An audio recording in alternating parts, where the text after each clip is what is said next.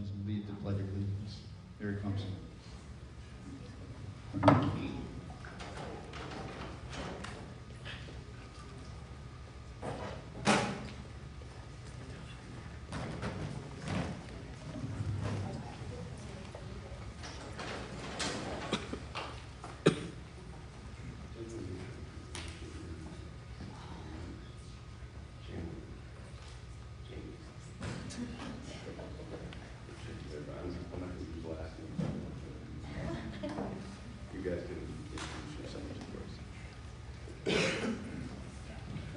So Greg and I are officers of the Upper Saco Cultural Alliance, a small nonprofit in town. We sponsor local events and activities, and one of the things that we've done in the past is have candidate forums, so we're glad to be here to moderate this. And look for some candidate forums as the election season goes on. We typically have one for the local Maine State House and Maine State Senate. So look for that as the summer winds on, and here's my friend Greg. Hello everyone, I'm Greg Wongdale. I'm a teacher at the Academy and also on the Select Board here in Freiburg. And I welcome you all. I would like us to start with the Pledge of Allegiance, if you don't mind.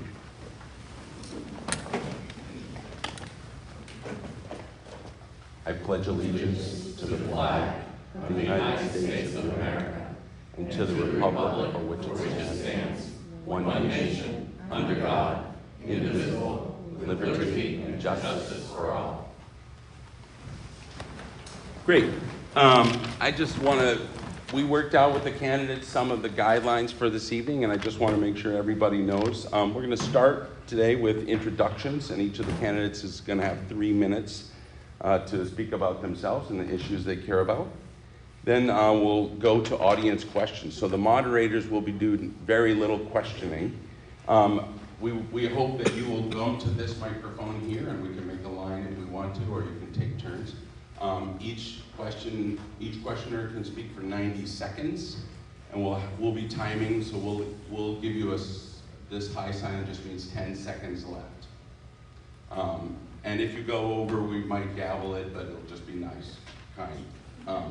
We'll try not to do that, really. So 90-second questions, and then each of the candidates will have 90 seconds to respond. We hope that you will address your questions to the moderators so that we aren't naming anybody in particular, but we're listening to your question carefully and responding as they will. Each of the candidates will have 90 seconds to respond as well. If there's time at the end and we run out of questions, the moderators might ask a couple of questions, but probably not. Since the forum is Freiburg candidates only, we would like to give preference to Freiburg residents. So as you step up to the microphone, please say your name and where you're from. And then we'll make sure that those questions get answered first. We are also recording the full meeting from here. So the questioner and all the candidates will be visible on YouTube, on the Upper Saco Cultural Alliance, or USCA, YouTube page. I think that's all for today, so we'll start with introductions. I'll hand it over to Tom. All right, the candidates have chosen their order of introductions. We're going to start with Kim.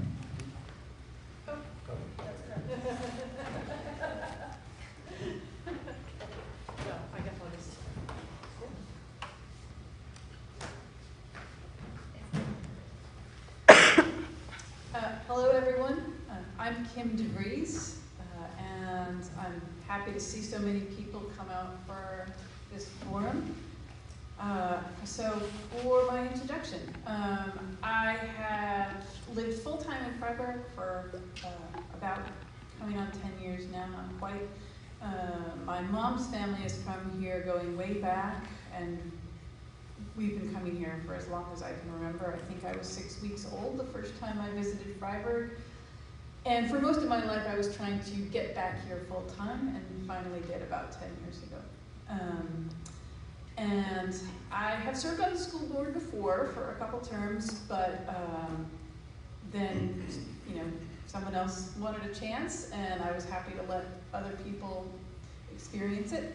And I'm really glad actually this year to see so many people interested, because when I first ran, there were open seats and I was the only one running. So I'm really, really pleased by the level of engagement that we have now. So my interest in the school board is, like I'm sure we all do, I care about providing the best education for all of our kids. And I think that we're facing a lot of challenges. It sometimes seems like there are more every year, especially financial. I mean, the school has challenges managing its budget, and over the years it's become harder for all of us as well. And so families really need all the help they can get, and kids need all the support we can give them. I think that I want to focus on the ways that as a community we can work together to really support our kids and provide them the best experience we can inside the classroom and out. And I want the kids to see from our example that if we're all working together, we can meet really difficult challenges. Because there are aspects of education that are difficult. Sometimes learning things is a struggle. It might be, an intellectual struggle to learn a new math concept or to understand a work of literature. It might be a struggle in a different way when studying something that, studying some history that's difficult, because sometimes history is difficult.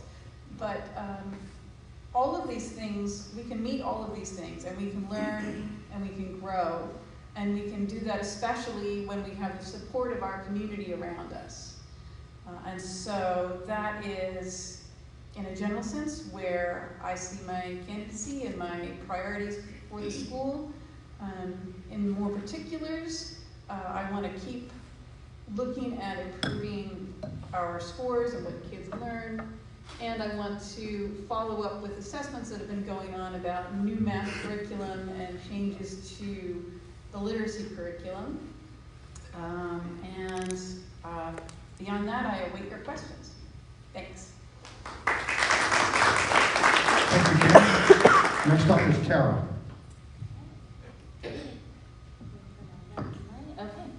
Good evening, everyone. Thank you so much for coming out. My name is Tara Witten, and I'm a resident of Freiburg. I'm running as a write-in candidate for the MSAD 72 school board because our 8-member towns deserve measured, compassionate, and collaborative leadership that keeps our focus exactly where it belongs, in the classrooms. When complex issues face our schools, my approach is to bring people together, look at the evidence, and find practical solutions. I'm here to offer our community a choice that's rooted in stability, data-driven objectivity, and a deep commitment to academic excellence. Professionally, I'm an assistant professor of sport and exercise science and hold a PhD in sports physiology. In higher education, I also serve as the NCAA faculty athletics representative, acting as a collaborative liaison between our academic standards and regulatory compliance for our student athletes. This role requires navigating a lot of complex frameworks while keeping the well-being, safety, and success of our students as the top priority. My leadership experience extends also directly into budgetary and community oversight. I spent a few years serving on the board of directors for the Aroostook County Action Program, responsibly managing public resources and overseeing high-stakes community initiatives. For example, helping residents heat their homes in the winters. Furthermore, right here at home, my husband Tim and I own and operate our tiny little Frances Madeline farm, which is named after our 2 children, which keeps me deeply grounded in the foundational values of hard work, fiscal and physical discipline, it is truly hard work, and local stewardship. I chose to enter this race after taking the necessary time to hold deliberate sit-down discussions to fully understand our operational realities. I took the time to sit down with our superintendent, the leaders of our teachers union, and school board stakeholders. I also consulted with state athletic compliance authorities like Gary Stevens with the Maine Principals Association and analyzed regional health and nutrition data to evaluate how student well-being impacts our classrooms. Looking closely at the complex structural, budgetary, and curriculum challenges that our district faces, I realized how vital it is for our board to have somebody that has deep specialized experience in compliance and data analysis. My background as a researcher and higher education leaders allows me to offer a unique and objective skill set to serve this board. As a parent and a coach with children in our schools, I bring a deeply invested community-first heart to this role. I did the work up front to ensure I could dedicate the immense focus this position deserves. Thanks. Thank you, Kara. Next up is Chris.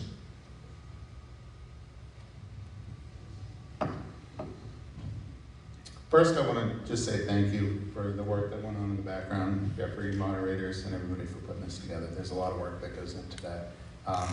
And they had the capacity and the wherewithal to make that happen for us as candidates, for you as community members. So I see a lot of faces that I recognize, a few that I don't. If you don't know me, I'm Chris Muse. I've been a resident for 46 years. I'm certain that I hold the record for schools in this district attended, starting with CA Snow School, Sadie Adams, New Suncook, Molly Elgate, and Private Academy. I came up through the school system, went on to University of Maine where I studied business. I concentrated in management and finance, and somehow came home to become a cable guy. That's a more complex story. We're not going to get into it. But 20 years later, it's been actually a really great job. That kept me here in the community, and I was able to raise my kids here. So I have, my mother also taught here for 25 years. I'm very familiar with what a teacher's life is like at school, and their hours don't stop when they get home. So I have two children in the district, one at the school and one in Private Academy now. And it kind of prompted me to find this time to become involved with what's going on here. Things have become very complicated. Budgets are really, really hard right now. I feel personally that since I left in 1999, I feel like the only thing we've done is cut. And I understand that. Budgets are budgets. Everything costs money. But as I look back, I remember all the things we had in this school, here. Industrial arts, I remember making picnic tables for the Friday Fair. I remember learning how to cook. I remember, the sports programs flourishing. These are all facets of education. There's curriculums, there are things that we need to teach kids, but education is a really, really big circle. And I've learned that more than ever as I've become a coach in the community. I was a music background. I was not a sports guy. I was average at best.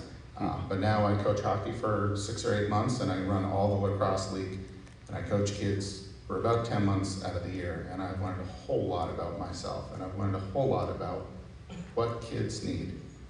And that's, those are things that I'd like to bring to this position. We need to meet them where they're at, and where they're at is not always where you think it is, and that's what I've really learned. It's my job on the field, because that's where I am today.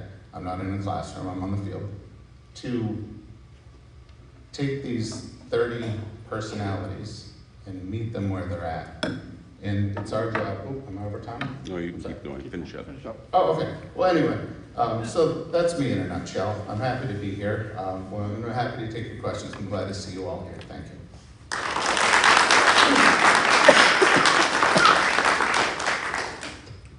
Thank you, Chris. And Jamie Lynn is next.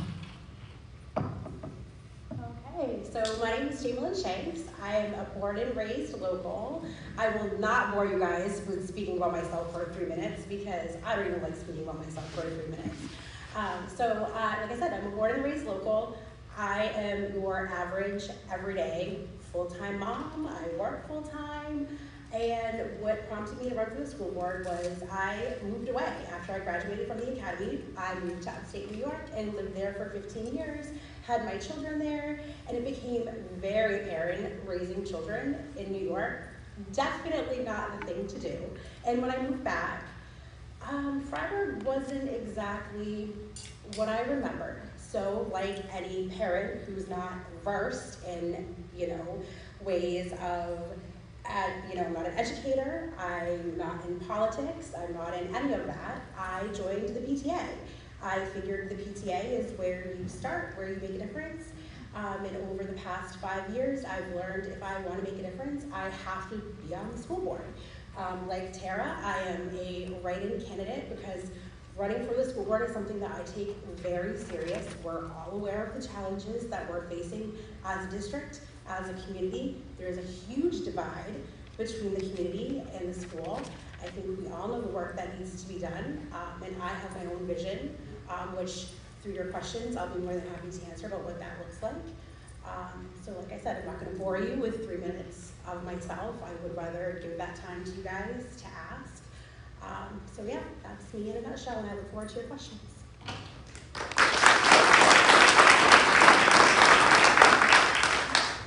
Thank you, Jamie Lynn. Next is Erin.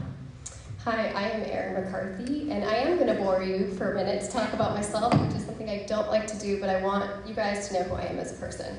So I was born in Portland. I grew up in Yarmouth and Portland, and ever since I was 19, which I went to college, and then I left, and I lived in North Carolina, I lived in Chicago, I lived in California, I married a Marine, and that has brought me all over the world. I lived in Japan and Germany, and the reason why I talk about that is the living in Germany and Japan has really let me have a view into how other cultures are raising their children, which both of those cultures are doing amazing, and their education styles are also really amazing. They are very hands-on with their children. And so when we had our daughter, we had one daughter in California, one was in Germany. I have an 8-year-old and a 5-year-old. So one's in 2nd grade here, one will be coming in kindergarten in the fall. And when we moved here, we started with Timbernook with Liz and over in North Conway, and I loved the learning concept. This December, my husband deployed. I had been homeschooling, and I realized that it was not going to be easy to be mom, teacher, like all of these things, and so I decided to enroll Sloan into Mollyauket in December. At that point, I had really only heard some of the things that was happening in the school system. I had some friends who were teachers and have heard some of the history in town, and there are some amazing programs. I've heard great things about Mesa, which my daughter would love to do someday. But for most of the kids, from what I'm understanding, is they're not necessarily getting the hands-on learning like they used to. Like Chris was mentioning about like the IA classes and home ec. And for me, something I would like to focus on is a little bit less technology for the elementary school age and more back to the pencil and paper, because there's been so many like studies with neurology about how the brain is developing at that age, and I feel like we're just using technology a little bit too much. Like for instance, my daughter was talking about a test she's been having to do, and it was 2.5 hours on the iPad doing this test, and then she got rewarded one day for doing really well in a math test, and her reward was to be on the iPad. It's just not something I would like to do. So I think you'll learn a little bit more about what I'm looking forward to, and I guess my background of stuff as we answer questions, but I also would rather have the time for you guys, so I'm gonna end it there.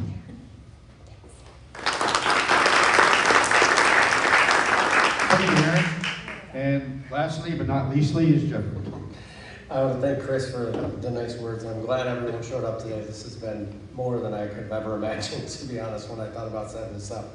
But my name is Jeffrey Wahlberger. I'm running for, obviously, MSAD 272 for Freiburg. I own my own small business. Well, it's not really small anymore, but it's a healthcare consulting company. I have a master's in business administration and a master's in accounting. Throughout my career, I've been on multiple hospital executive boards as well as nonprofit boards. I served as the Pequawket Kids Charitable Association president for about a year. I'm now the executive director of the Pequawket Kids After School program. So I run that out of the school, all MSAD 72 students from Brownfield, Moose-on-Cook, and here. I also served on a board, CASA, which is Court-Appointed Special Advocates for Children, and I was also an ambassador of CASA. So what I did essentially in there is obviously run the board, but also help children that needed a voice in courts and things of that nature. Very, very rewarding experience.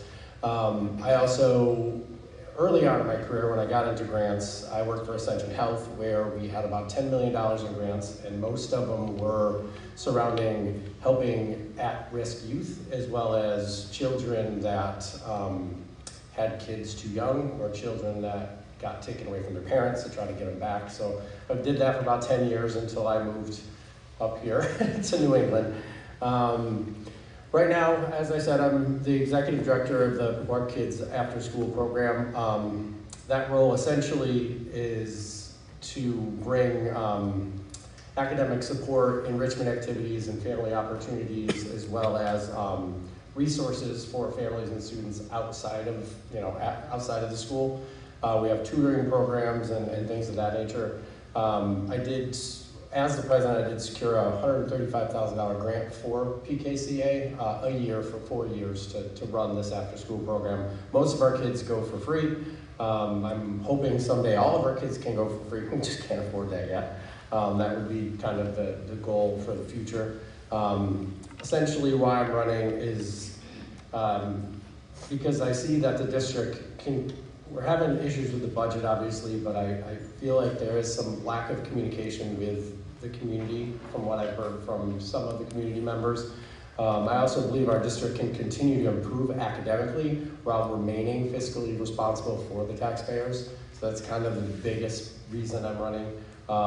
So I kind of want to bring a collaborative approach to figuring out how we can not fix the budget, but have a communication with the community so we can all kind of work and accept the budget and things of that nature. So, I could ramble for hours. I'm sorry.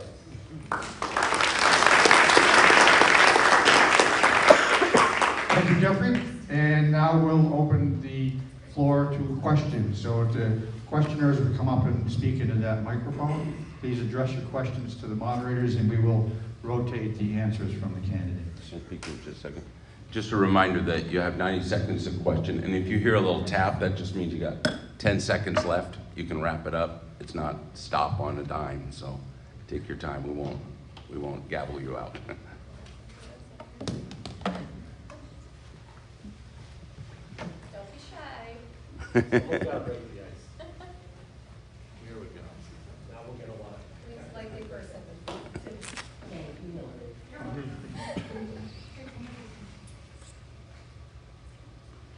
Hi, I'm Hillary Osgood. I live in Freiburg, Maine.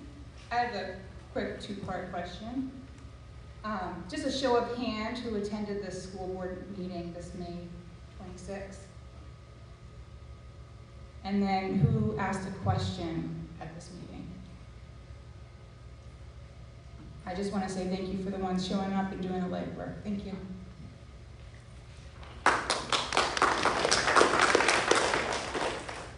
Can I interject for one quick second? I don't usually disclose this to most people, but I actually have epilepsy. So I had a seizure prior to that meeting, so that's why I did not attend that school board meeting. So I do have a medical condition. But again, we're a community, so I will share with the community that I do have a medical condition.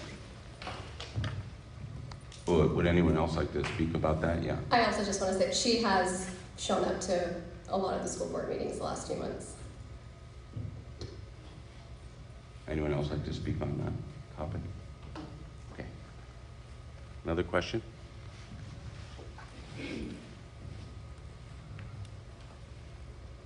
Hello, my name's Andrea Cavanaugh. I'm a newer resident of Freiburg, almost 2 years now.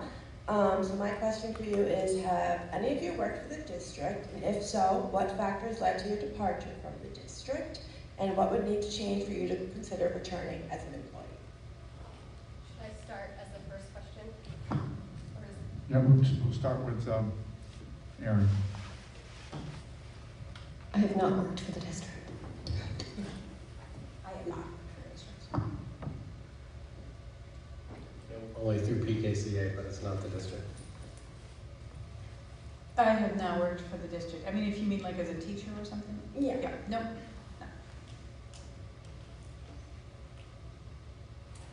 I taught 5th grade here for 1 year. It was the hardest year of my life for a variety of factors. I'm not trained in elementary education, but we had just moved here and it was an open teaching job, and I kind of took it just thinking, maybe I'll explore that. It's right down the road, great, my son's gonna be there eventually. Hardest job of my life, not kidding. Being in a classroom is extremely demanding, especially when you're with 10 and 11-year-olds.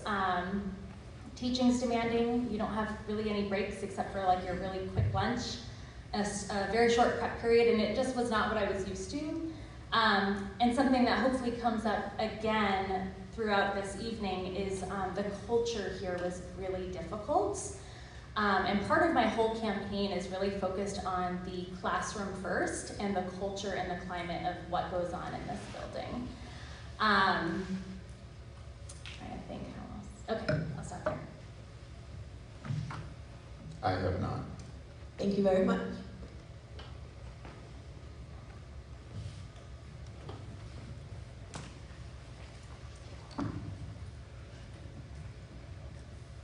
Good evening, everyone. My name is Emily Streller. I live in Freiburg.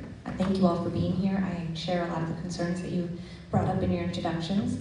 I've attended a number of school board meetings over the past year, a variety of topics, some of which you mentioned. One of my big concerns is protecting some of the most vulnerable kids in our community. And so my question is specifically about protecting trans children in our community.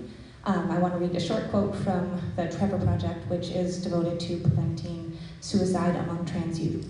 Transgender youth reported significantly increased rates of depression, suicidality, and victimization compared to their cisgender peers. Notably, in the past year, 1 in 3 transgender youth reported attempting suicide. Almost 1/3 reported being a victim of sexual violence, and more than half reported a 2-week period of depression.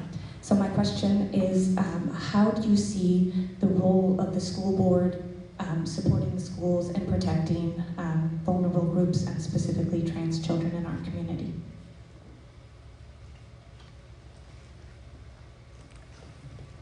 Okay, we'll start this next round with Tara. What, we're supposed to go the other way? Yeah, okay. Sorry, that's Jamie Lynn. It's supposed to be Chris, then it comes down this way. Chris and then Tara, if they wanted to go the opposite direction. So first off, everybody deserves to be safe. Everybody deserves a safe place to learn and be educated in all facets of education. There are laws in place and policies in place, policies that follow the laws that are in place, and we will adhere to those. If those change, you have to address the policies and look into them, okay?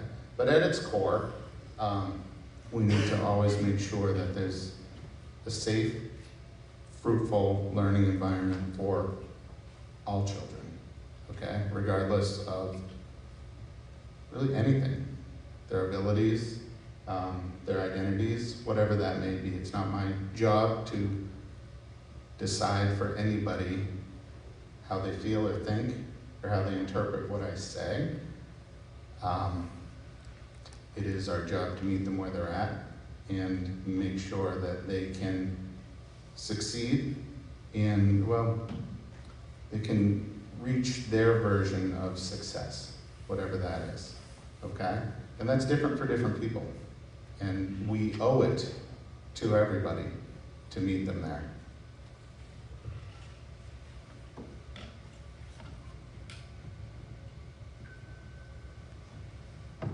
I feel like that was really well said, and I think I would just kind of echo that this is a small community of neighbors where every family does deserve to be treated with respect and dignity. And again, it is currently Maine law. It's not going to appear on the ballot this November because the votes fell short. So until the law changes, the duty of the board is up to uphold the law and to protect the safety and the success of our students.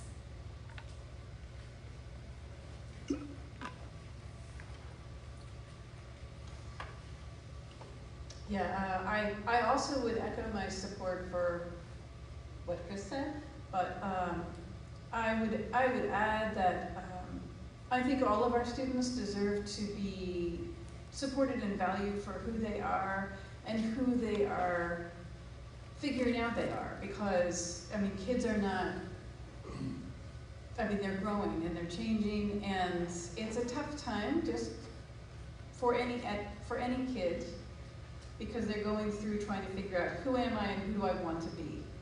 And I think our job, whether it's as teachers or parents or members of the community, is to support them as they figure that out, and to protect them by teaching all of them that, you know, you treat each other with respect and courtesy. And of course, you know, as the school's role is to, again, to support these kids and also to enforce the same disciplinary standards for all of them, that if there are kids that are targeting any others for any reason, you know, there are rules and policies in place to address that. And, you know, the school, of course, should be handling that the same for everyone.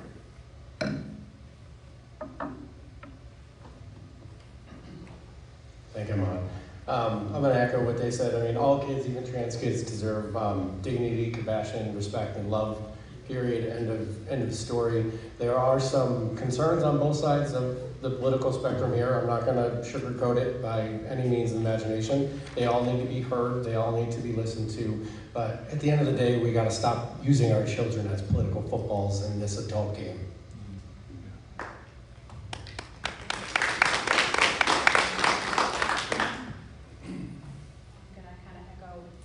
You're not on yet.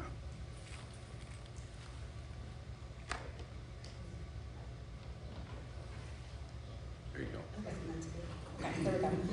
I'm just gonna kind of echo what Jeff said. As a mother, I firmly believe that every child deserves to be heard, seen, valued. As you know, Chris said, you know, meeting them where they are. But at the end of the day, I think that school is a place of education. There's a time and a place for everything. And I think that's kind of gotten away from us a little bit. And I'm just gonna leave it at that. First, I want to say I've actually never heard those statistics about suicide and all of that, and I'm going to kind of go around this answer in a weird way. One of the things you're talking about, really, to me, is about bullying in general, and every kid deserves to have a safe space at school. Every kid deserves to come here and not have to worry about being bullied for whatever reason, whether it's they're overweight, whether it's they're trans, like whether they are in special ed, any of those reasons, right? And I believe there is a huge problem today in general with bullying, and that also comes back to what I've talked about with technology.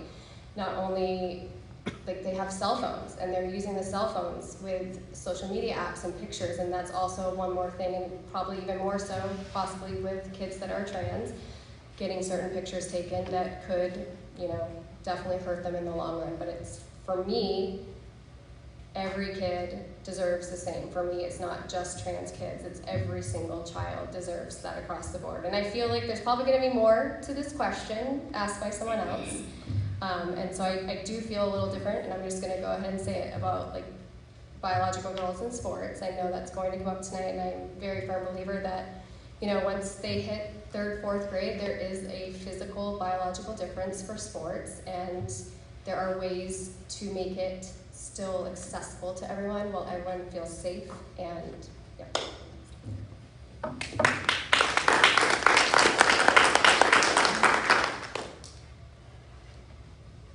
Okay, do we have another question from the audience?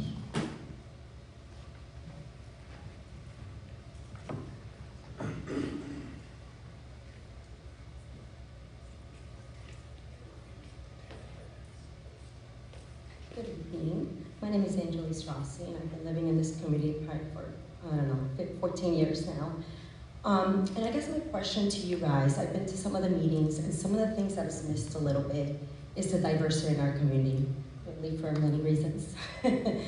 But what background do you guys think you can bring to that? Because one of the things that I've noticed is that in one of the meetings that we had, for example, or let me go back a little bit, I understand, and maybe I don't know if the whole community understands, and maybe I'm missing something, but the goal or the responsibility of the school board is to follow policy, create policy based on our state laws.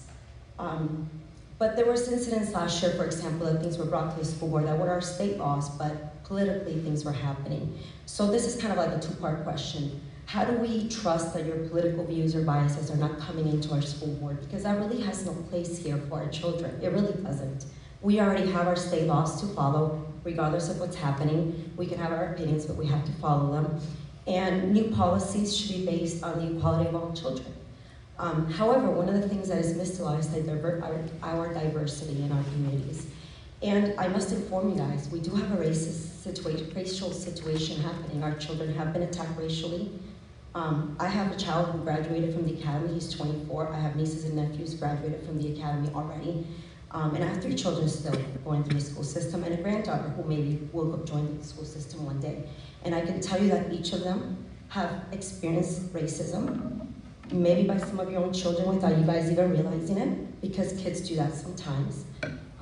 So what can you guys do to make sure that there's no room for that in our community or in our schools? Because I have spoken to a superintendent and principals, and I'm not sure where the miscommunication is. So we do need that voice in our school board.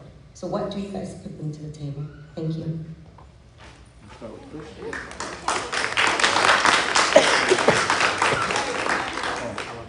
Go with Jeremy.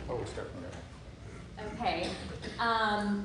Digesting that question, a couple of questions. Okay, so as far as being on the school board, I think it's a matter of, leaving any personal and political agendas at the door, and acting as a collaborative unit to come to decisions and help govern the school.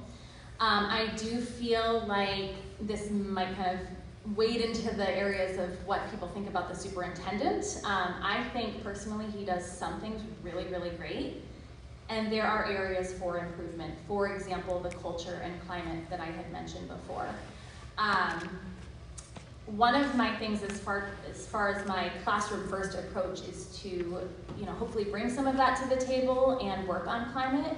The Maine Department of Education website has a framework called #TeachMaine, and there's a whole section on retention, teacher retention, that really focuses on laying out a framework for addressing climate within schools. This school has not yet adopted that, and I think that would be a really great framework to present as a board member to address some of that. Probably running low on time. And as far as maybe integrating more, we don't have a very diverse community, but we do have diversity at Freiburg Academy. And one thing this school does really well is we do send our students over there and back and forth, and our school does a good job of pairing some of the older kids with the younger kids to build empathy and also a sense of belonging, and I think we could capitalize on that a little more.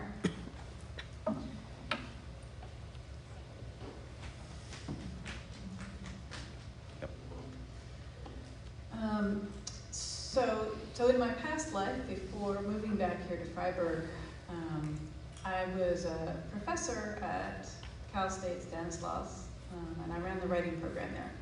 And that's a very diverse school, and the region where we lived was very diverse.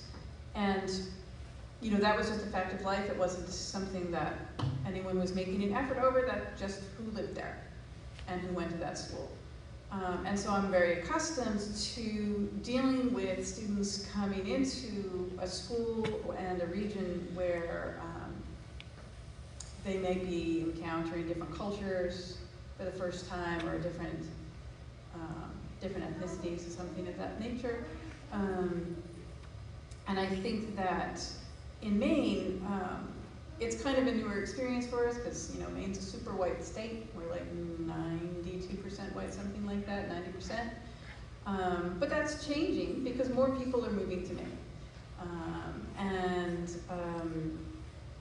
Which I think is great, because when we first came back, it was a little bit of a culture shock even for us to go from a really diverse area to an area that was not so diverse. And so I can sort of sort of understand some of those dynamics from our own experience. In terms of how it would help students, I think that this is something that can be really handled pretty well through curriculum and through policy. I mean, we've talked already about bullying, and we've talked about how kids might do that, and we certainly can address that.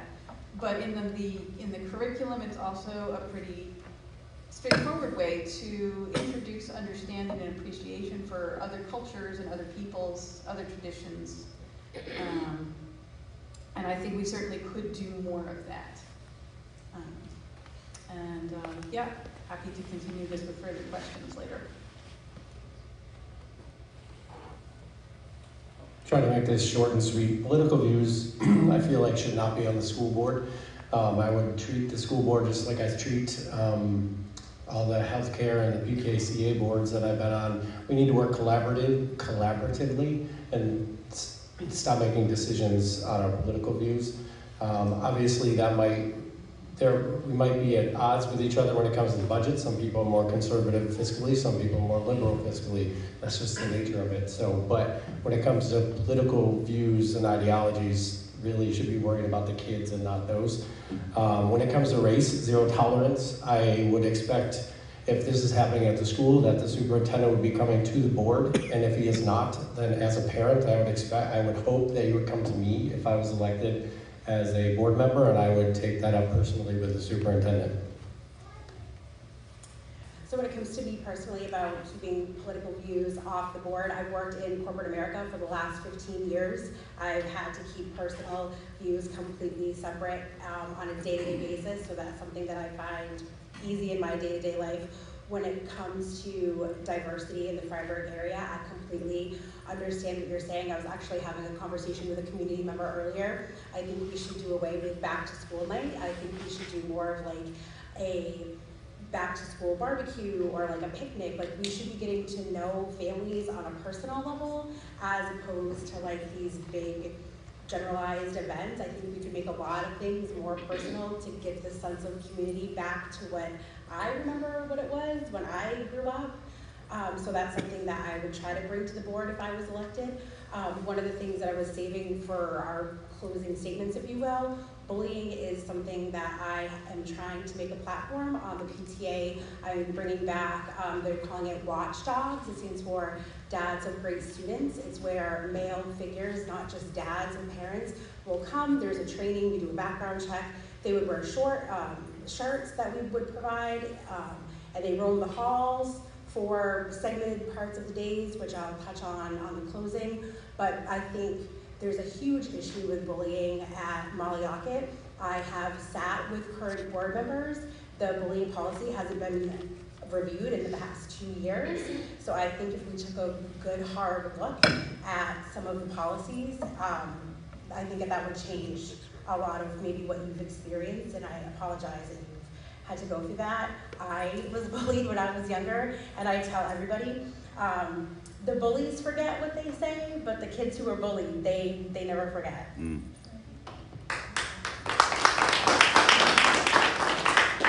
Just to touch on the political part first, I don't think anyone in this town knew my political views until running for this, and it needs to really stay that way because it really doesn't matter, especially for the school board. As far as the racism thing, it's really sad for me to hear that. I know that we have already lost one family to this town because of the same reason. And I'll kind of give a history just to where I'm coming from. I grew up in Yarmouth, where it was like all white kids and like one girl who was mixed. And then I moved to Portland, and it was a world of a difference. And it's kind of shame on my parents for not helping me to like see that, right? Like, they didn't take the time to teach me about other cultures. And then I became an adult and I moved away from Maine, and now I have seen every culture you can imagine. I've been to third world countries, all of that. I came back to Maine, and my husband, who's from California, so he grew up very diverse culture. He is a state trooper, and he told me, he's like, I cannot believe how many races there are in Maine. And I was like, really? Like, I just don't, I wasn't seeing it at the time, but I have since living back in Freiburg. And so it breaks my heart. The kids are dealing with this. I think something, on the school board, you know, yes, it's like policies, all of that. But as a school, there's something we can do. And one of the things for me is like our parents are so far away and stepped back from their kids' lives right now that we need to somehow connect the two. Help educate parents so they can help educate their kids, because a lot of things, if they're not talked about at home, it's not ever going to change.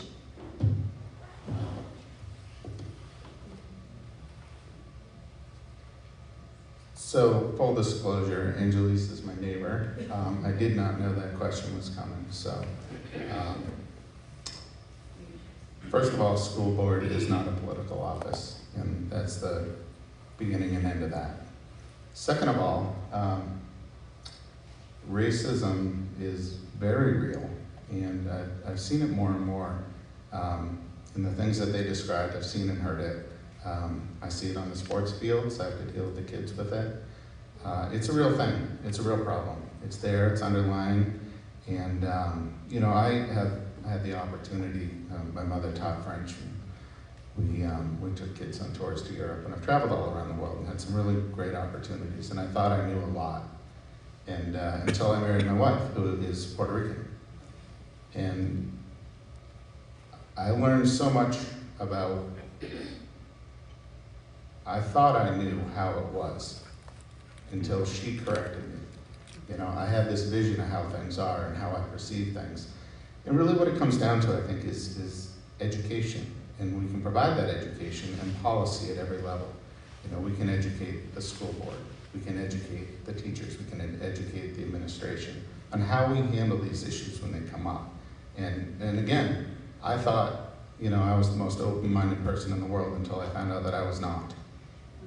And I was seeing things in a certain way that seemed okay, and I was responding in a certain way that seemed appropriate, but I didn't understand the other perspective and the root of things. And so I'm going to come back to policy and education. Thank you.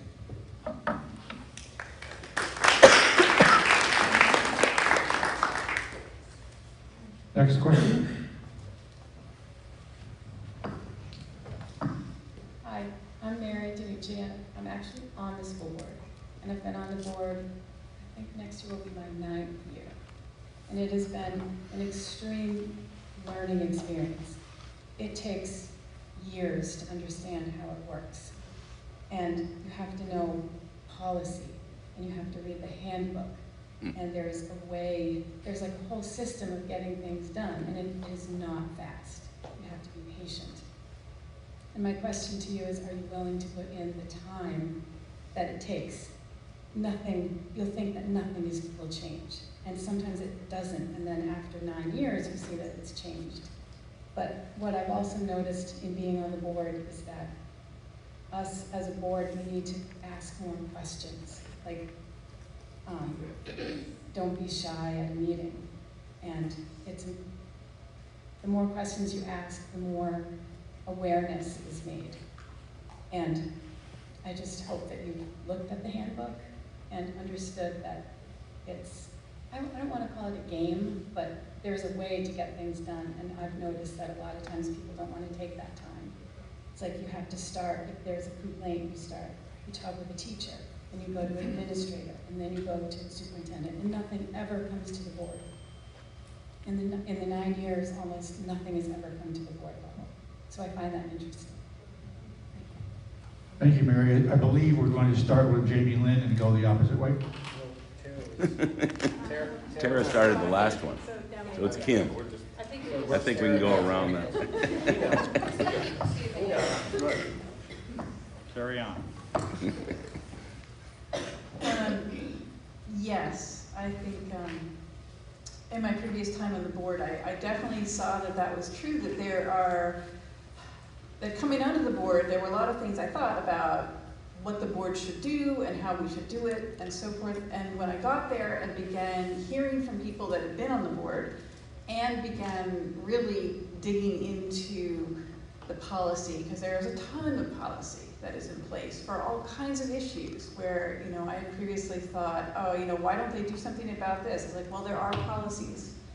And there's a lot of things that happen in the school that are handled by the school that don't get out to the public because they're protecting the privacy of students or teachers or families.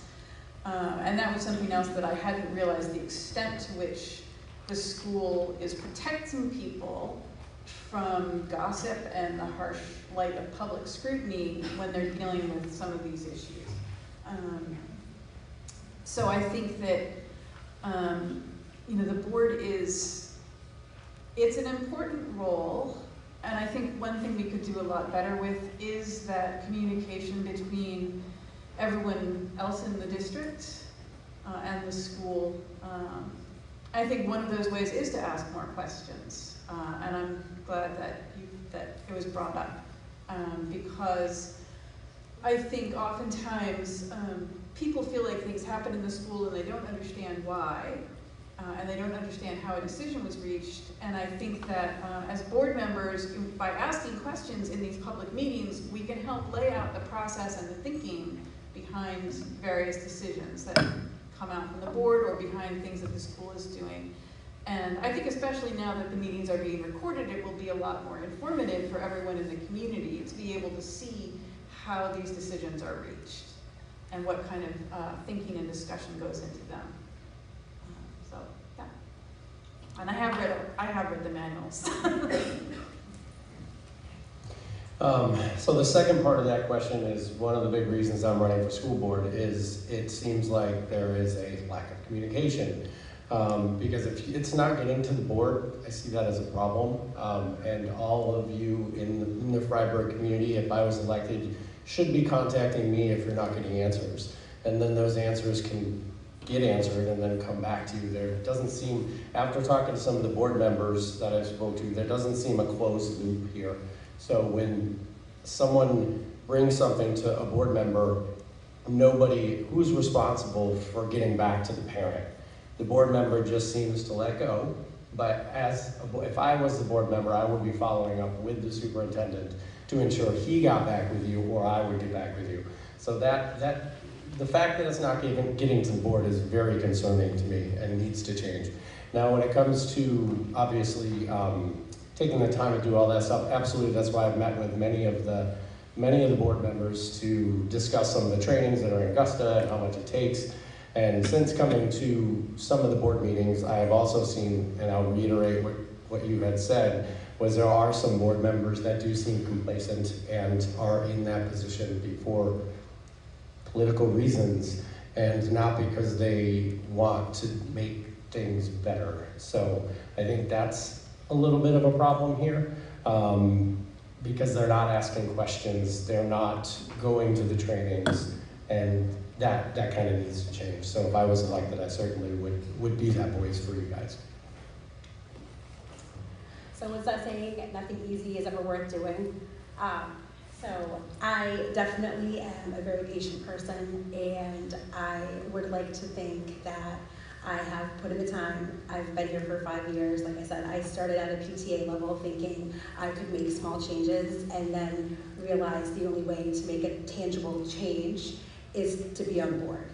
I put a lot of time and thought and research into looking into what it would be if I was elected onto the board, to the point where I missed the deadline to be on the ballot, and now I'm a write-in.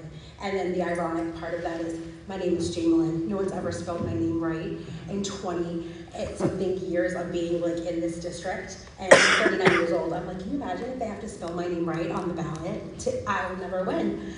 So yes, I have definitely given a lot of thought and read the handbook, and like I disclosed, I do have a medical condition. It has prevented me from coming to some of the meetings that have come. It prevented me from coming to the budget meeting.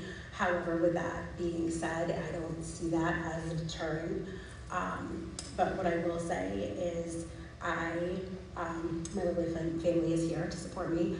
I am definitely somebody who does not keep my mouth shut. If I am elected, I don't have a problem saying something that needs to be said.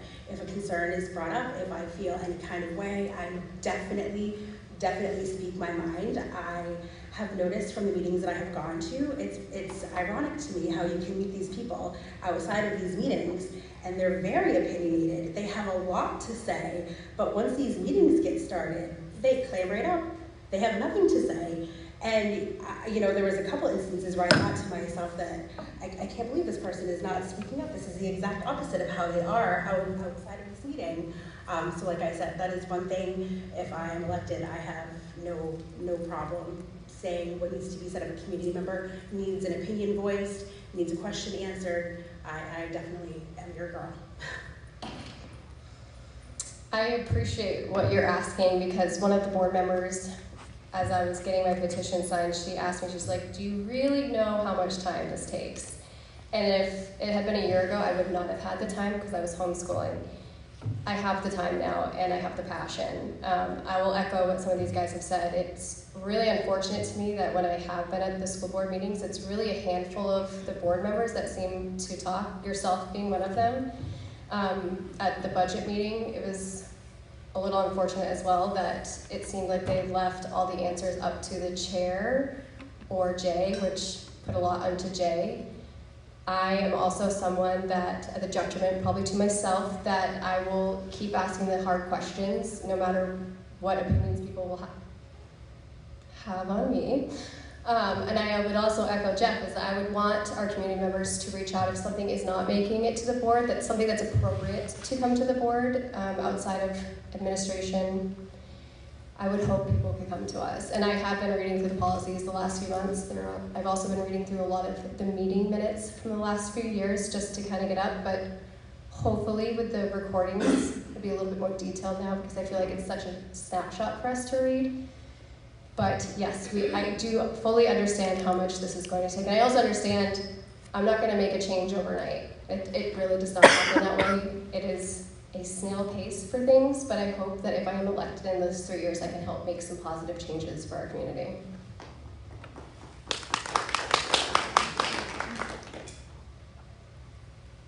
So I had the opportunity to talk to a few people who serve on the board, so I got a kind of a full vision of how it operates in the time that it takes to be effective on the board. And there's a real reality there that you can have all kinds of great ideas and should share them and should voice them. But it takes time, and more than time, it takes a whole lot of effort. And you do have to be willing to put in the time in your committee.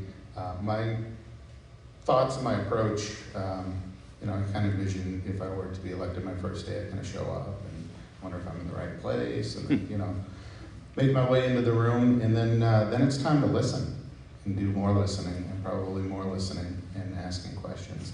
And I bring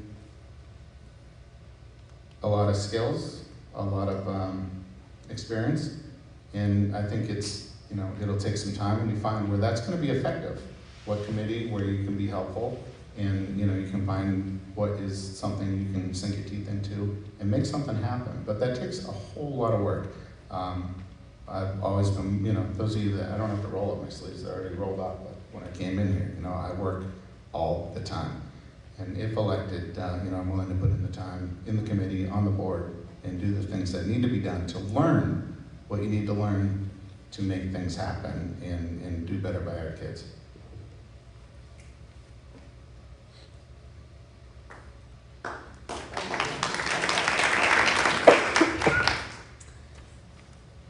So as far as the patience required, yes, absolutely, I have it. As part of my role at St. Joe's, where I work, I was recently on the faculty handbook committee, and we spent an entire year teasing out one paragraph in our faculty handbook. It was excruciating. People on the outside of the committee were frustrated with the slow progress, but things take time.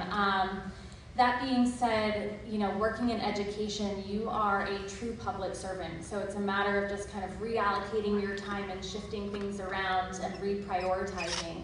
So yes, if I were to be elected to board, I would absolutely, spend the time, have the patience, because it's work that I already have experience doing, but also knowing there's going to be, a learning period, an onboarding process, a lot of listening and collaborating.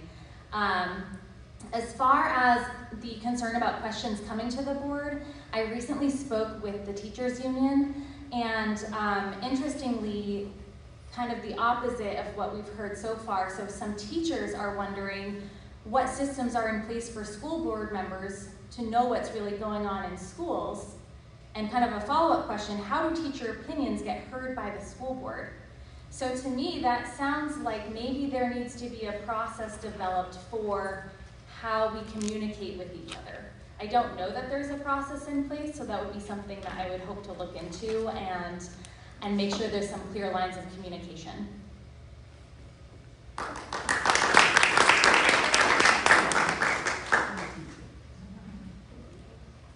Hello, my name is Joshua Bossi, Freiburg resident, also an employee of this district for 10 years. Before I ask my question, moderators, are we able to ask 2 questions per person, or can we only ask 1 at this meeting? I think somebody else previously asked kind of a double question, so as long as we stay within the 90-second framework, Okay, but they're 2 separate questions. Like they're 2 separate questions. If you think it's gonna take longer for them to answer than 90 seconds, both of those questions, then maybe we would let somebody else go and you can come back to the second question. Thank you. My question to you is, if you were to be elected onto the MSAD 72 school board, how do you envision making your presence known as a school board member outside of school board meetings, either in the community, but more importantly in the schools? Thank you. Thank you for that question. I think it is very important that the community knows who their board members are. So as when I was talking with other school board members, I would love to, have a weekend thing where we could go get coffee and we could talk about the school, not just see me at the board meetings, but actually see me in the community. I think that's extremely lacking. To be honest, I've been here for a while and I don't know who any of my school board members are unless I look myself. That's the problem. We should be going out into the community and talking with people that put us in the position to make sure that we're doing what they put us in the position to do. So I would love to just go to the coffee shop and have a cup of coffee. I think that would be a great thing to do.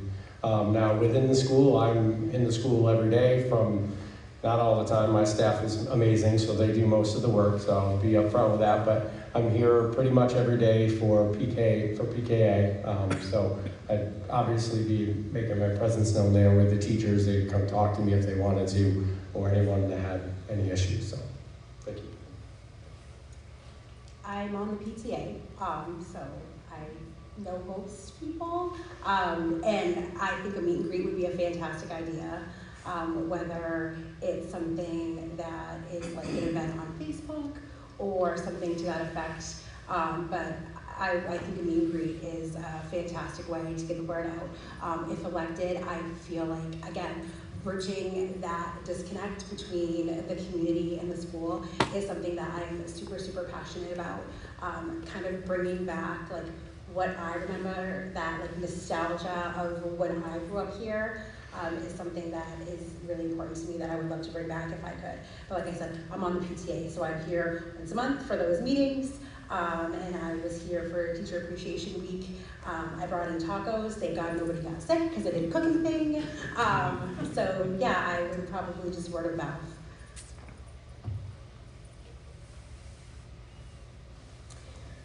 Thanks to social media this year, I feel like a lot of people know our faces from this campaign. But as far as presence within the community, between coaching and just, I'm pretty active outside in Freiburg. A lot of people do see my face and I'm a fairly friendly person. I will come up and talk to a stranger whether they like it or not. But I would love to talk to more parents and taxpayers as well. Like I feel like a lot of times taxpayers get kind of left out of this because they are not all of them are current parents. So there's ways to also reach out to them. Like the community center has some of their coffee once a month for seniors. Maybe coming to that once in a while to see how the taxpayers are feeling. I feel like I am more of a niche of like the families right now, but I am always open to community meetings, and I also would love if sometime we have more time during our actual school board meetings for community time, maybe a completely separate meeting where it's just about the community.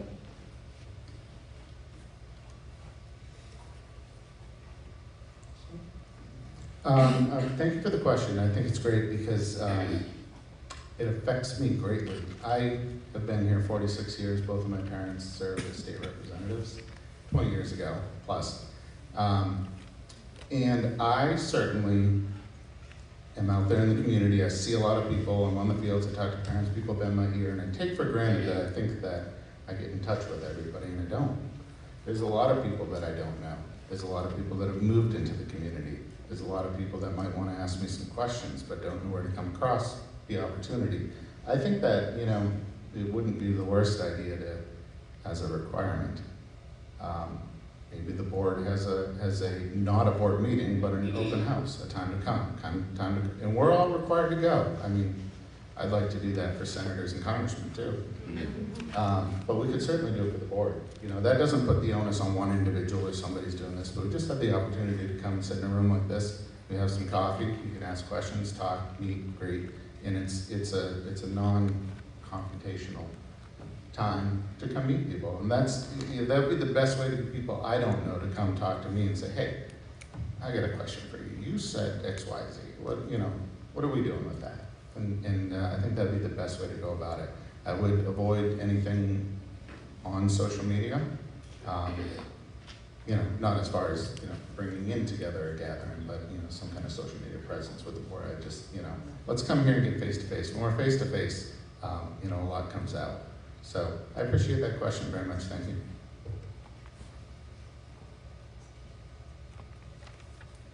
So I would love to make my presence known as a board member by implementing planned visits within the schools, not just the school.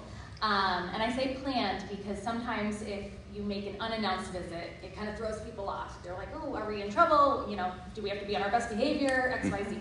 I would love to stop into classrooms, maybe give the teachers a little bathroom break, high-five the kids, see how things are going. Just kind of that casual, more regular presence in the schools. Bathroom breaks are always so welcome as a teacher. You know, sitting down and having lunch occasionally with our wonderful dining staff, and even maybe be asked to speak at some events, like some of the concerts that the school puts on.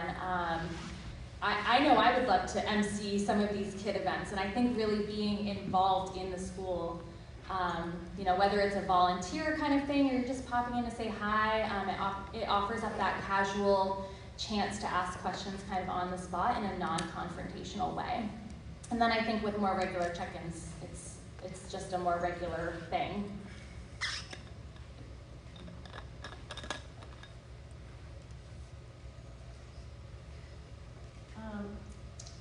I think I've watched for years as the board has made efforts to communicate with the town, and these have met with pretty mixed results. And in fact, that's why I'm really so pleased at how many people are here tonight.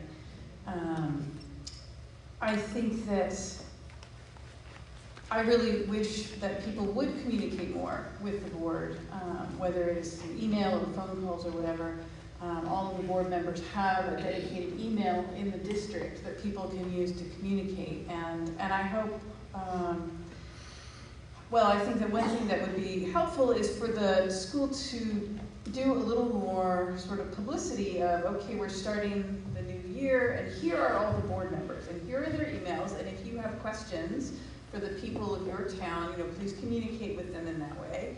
I really like the idea of an open house. I think that would be terrific because, you know, people obviously do come to board meetings, but that's a very structured situation and there's not that much time and there's really no chance for back and forth, just normal conversation. I think also, and this is something that really would have to be volunteer in every regard, but I think the idea, I mean, board members already can go into classrooms and there are planned visits, especially if you're on curriculum committee. That's a thing that happens regularly, that you go around and you visit classrooms and talk to teachers. But I think it would be terrific if any board member were able to do things such as volunteering in the schools. For example, when my kids were much younger, and this was out in California, I was a classroom volunteer, and I was a volunteer in the art room pretty much every week, multiple times a week. And that was terrific because I got to really know the kids. I got to know the teachers, all the teachers around the school, because, you know, we'd be going in and out of classrooms sometimes. And while I don't think, not every board member can do that, plenty of people are working and they have kids of their own, but I do think it's a great example to set for the community is if we can go spend some time volunteering at different levels in the school. I mean, as you were saying as well. I mean, I think that sometimes you really have to just be the first one into the pool, and hopefully others will see that it's pretty nice in there and they'll follow.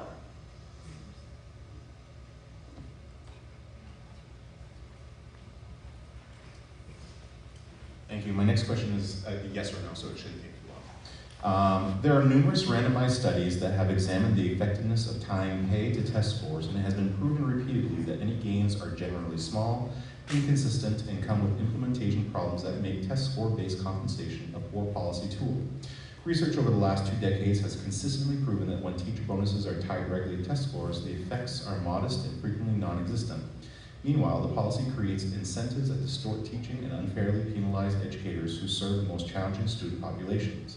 One can look at the Project on Incentives in Teaching, POINT, in Nashville, in which teachers could earn up to $15,000 annually based on test score gains. Researchers found no meaningful improvement. So my question is, given these failed experiments, are you in favor in tying pay to test scores, and if so, why? Are you talking about teachers alone?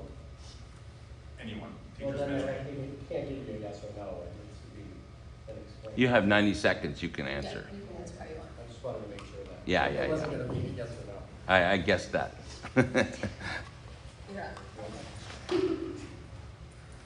You're up. You're on, that's good. Go ahead. Perfect. So with that question, I can give you a yes or no answer because I don't think that anybody should get any monetary compensation based on how my child takes a test. I have 2 very different children who test very different, and that is I feel very strongly about that. Absolutely not. You're on. I would agree. I do not believe compensation should have anything to do with test scores. Your classrooms change every year. That's not really fair to the students. Honestly, that puts a lot of pressure on the students. Not that they would know that, but also the teachers. I do not feel like that would be fair compensation. Gonna give that a big thumbs down. I would also agree that no compensation should not be tied to test scores. And one of the big reasons I think for our district in particular is that we only kind of recently established a district-wide consistent curriculum. There's a lot of research that shows that when curriculum is fragmented and then, for example, all of our students can join together at Maliaka in the 5th grade, having had different curriculum experiences, this is the first time in 2 to 3 years that there's been consistent curriculum, and as a result, with consistent teaching and consistent professional development for teachers, test scores hopefully should start to go up because all students will hopefully have an equitable academic footing.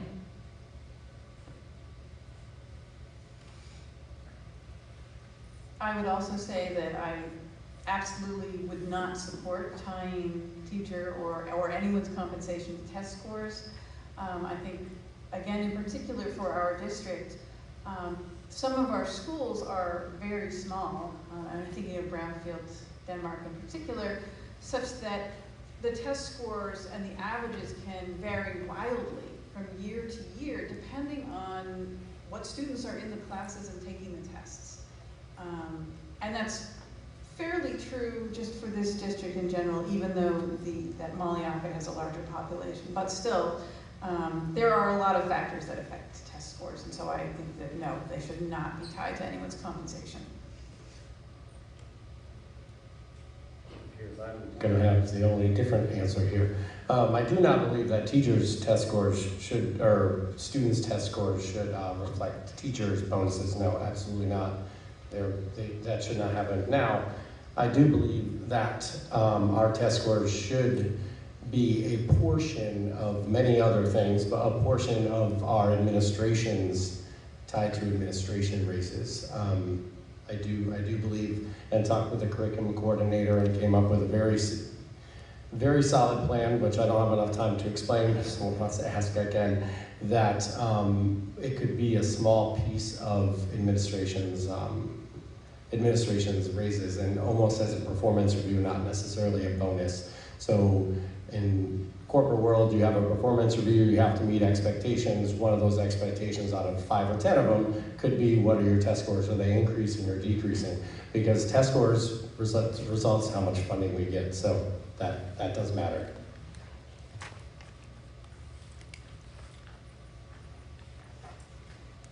Hello everyone, my name is Jim St. Pierre, I'm a local resident. Thank you for coming. I don't remember any kind of forum like this in the past, so this is really unusual.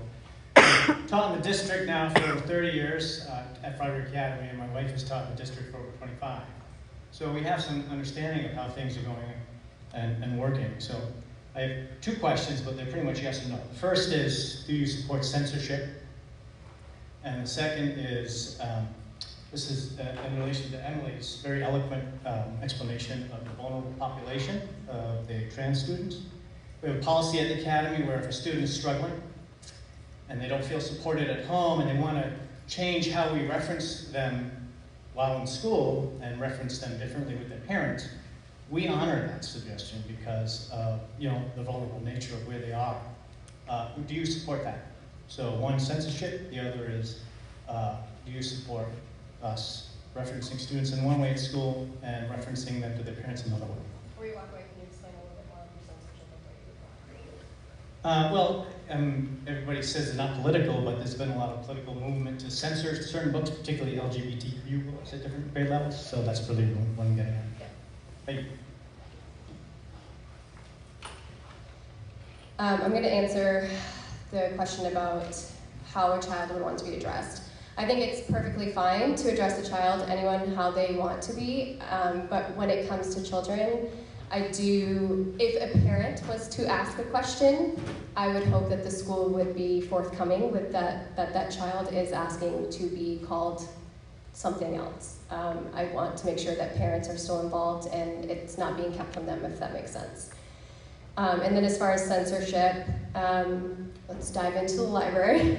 I recently myself had my 8-year-old daughter bring home a book that I felt was very inappropriate for an 8-year-old. Now this is not what most people are worried about with the trans books and all of that.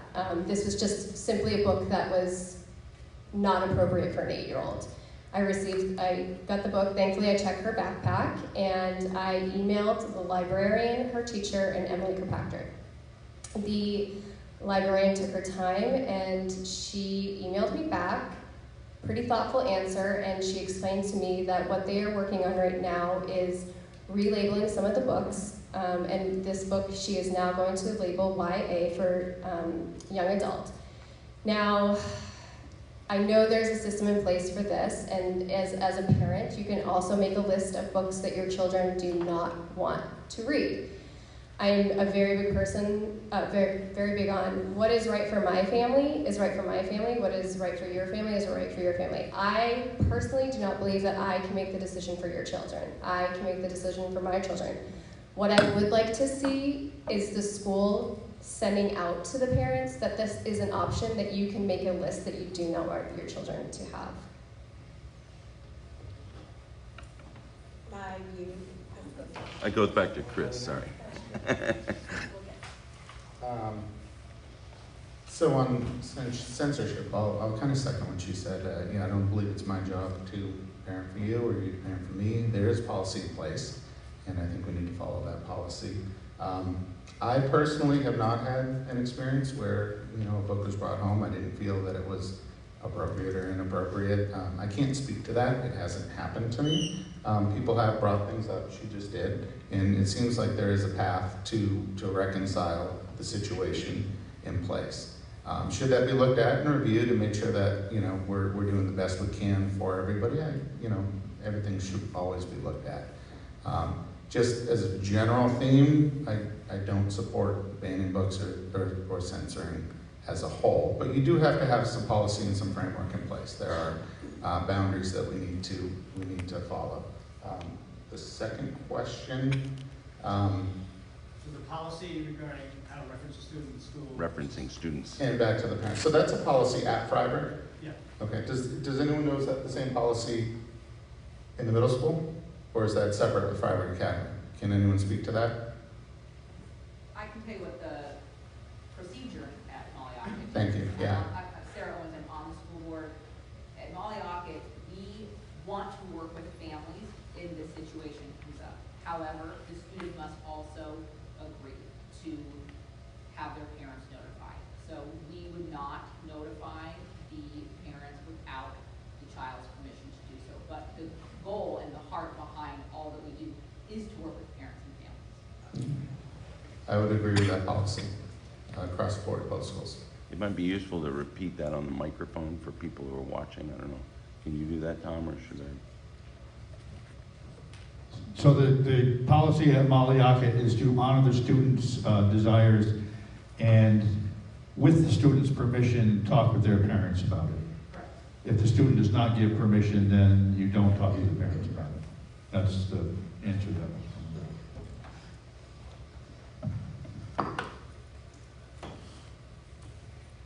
As far as supporting, the child's identity, it just got really loud. I agree with the policy. I think our job in a school is to make sure children feel safe and supported and feel like they belong. So if that's the policy, I agree with that. As far as censorship, it sounds like there are frameworks in place. Maybe they do need to be reviewed and updated. As a parent, if my child brought something home that I was like, ooh, maybe pump the brakes on, I would view it more as an opportunity to educate my child and have those kind of maybe hard conversations. And so I would be okay with, maybe an accidental book coming home, but viewing it as a at-home learning opportunity.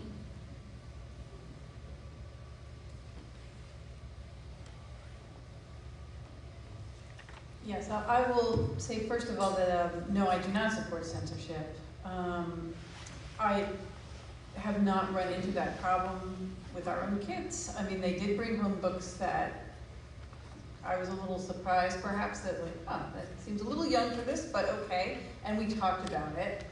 But I do think, I'm actually glad to hear that there's a new labeling system. I do think it's good for them to be labeled clearly and for parents to understand what's the definition of each category, so that then they know if they see a book with that label, that's what it means, and they can decide what they want to do about it, or they can advise their kids, hold off on these. Or I guess they can specify to the librarian and fill out the form. Regarding what students are called and how that's communicated, I absolutely support supporting students in how they want to identify themselves. And I agree with the policy as it is. I think that sometimes when the schools, I know that schools always want to work with the parents, and if they choose not to communicate with the parents, it's because they have some concern for the well-being of the student. And there are very detailed and strong policies in place around that.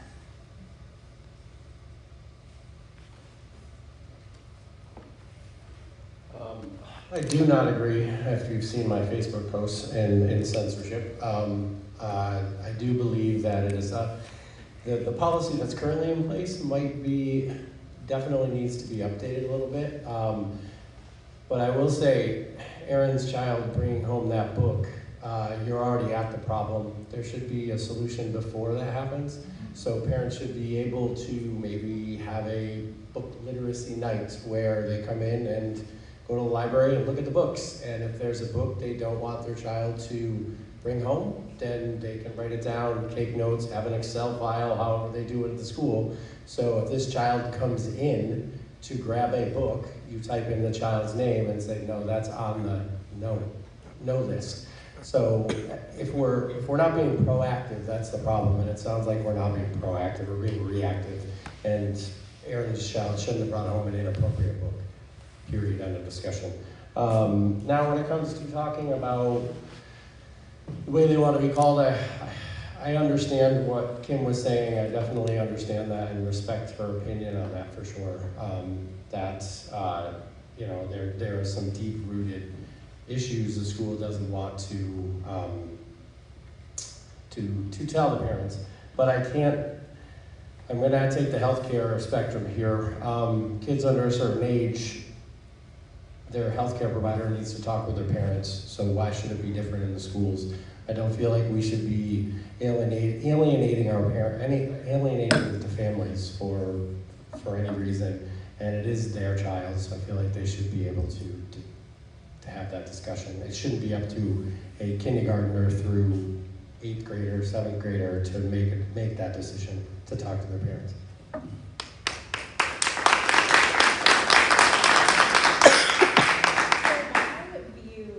I'm sorry about this whole microphone thing. By the end of this, I'll have it done. My view on censorship is a little different because I have a family member who had an experience when we went to Freiburg Academy where she was forced to read a book. Now, I personally don't want to go super into it because this is being recorded and will be archived, but the book essentially was about a boy riding a horse, and it turned into a sexual thing. It was like a bestiality situation that a family member was forced to read while we were in the academy. She didn't want to read it, and it turned into this horrible experience for her that still affects her to this day. Now, everybody's experience is different. I don't take away anybody's experience, but I'm for censoring books because it affected her senior year at Freiburg Academy, and it turned into, like I said, to something that it didn't need to, all because she didn't want to read this book, and she was forced to read this book. So I'm absolutely for censoring books, and you better believe if my son gets to the academy and he needs to read this book, I'm going to make a huge big deal about it, because if nobody should have to read something that they're uncomfortable reading. And again, what Erin said was right for my family might not be right for your family, and if it's okay for you to feel that way, then it's okay for me to feel that way as well. Also, when it comes to the children, my children are in 2nd grade and 6th grade. They're minors. If they're coming to you and telling you they want to be called something different, I need to know about it. They are minor children. They are not old enough, in my opinion, to make that decision for themselves. And if, you know what I mean? I need to know about that. I do not agree with that policy. And I don't think that's right at all, by any means. Parents need to be in the know for something like that.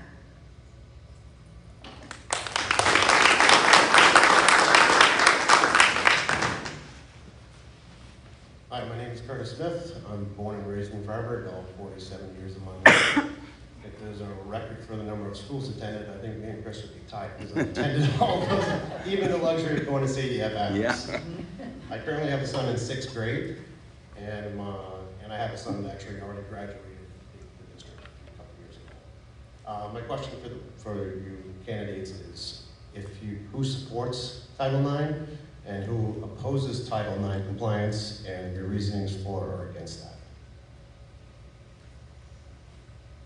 You're up, Chris. I support it.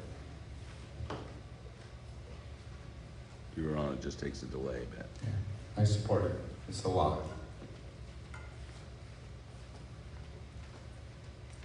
Same. Yeah, I support Title IX as the law.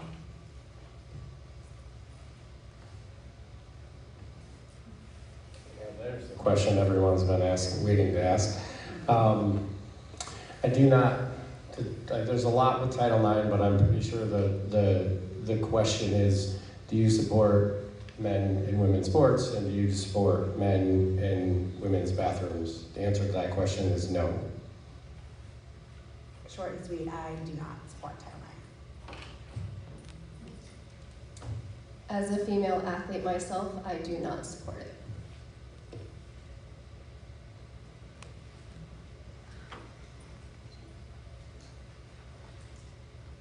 Hello, my name is Caleb Ness. I live on Portland Street in Freiburg. My question is, I know the board usually has meetings, I believe on Wednesdays. I was wondering if any of you guys would be opposed to maybe on occasion changing the date during the week, because some people may have obligations on Wednesdays. I do regularly, so I just wasn't sure if maybe moving that schedule around would be something you guys would be open to entertain.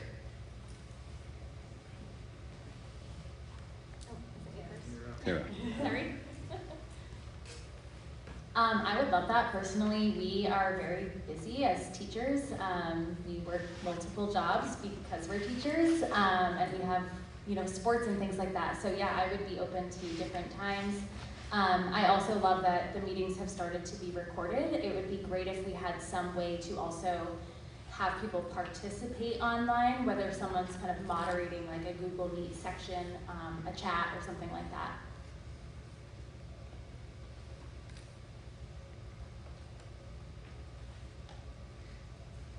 I would be open to the meetings being on a different day or different times. I think the challenge is just finding a time that works for all of the members that of the administration and the board, that they can all meet. But I don't see any problem with it.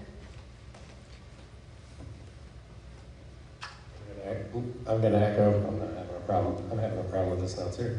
I'm going to echo what everyone else said. I think it's a good option to look at. I know they have tried to do that in the past, if I'm not mistaken, but they can't seem to find a day that works for everyone. So I'm going to echo what Tara had said. I think it would be great to be able to have some Google Meet or Zoom meeting where people could participate online. We're all busy, and the more questions we can ask, the better. So I would be open to it, but I would be more pushing towards an online version as well. Not only a different day, but I think it would be helpful if we could do like an additional meeting where maybe the community could come and there would be a set meeting where they could ask questions, because 15 minutes in a board meeting just isn't enough time for our community questions. I think, so no matter what day of the week you have it, many people are not going to be able to be there, which is why the last few school board meetings I've really been talking a lot about the online, like the video recording, so that people can do it at their leisure. I do feel like maybe every month it is a different day. It would help different community members that maybe have a standing appointment on Wednesdays and they just are never going to make it. I also think that it would be great to maybe once a quarter to have a meeting that is just about community conversations, because 15 minutes goes very quickly and you don't have responses during that time, so it would be a good time to actually have conversations. I agree with Aaron wholeheartedly on that, and I'm certainly open for whatever. Yeah, it's not a bad idea to try to see if we can change things around, meet people who have different schedules and try to make it work for everybody. So I think we should all try to work towards that.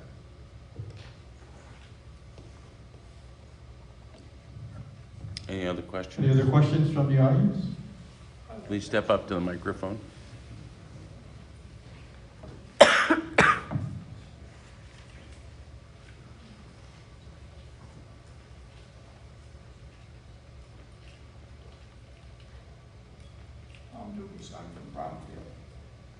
My concern is, does anyone have a vision in the next 2 or 3 years as to how we bring in the cost of this?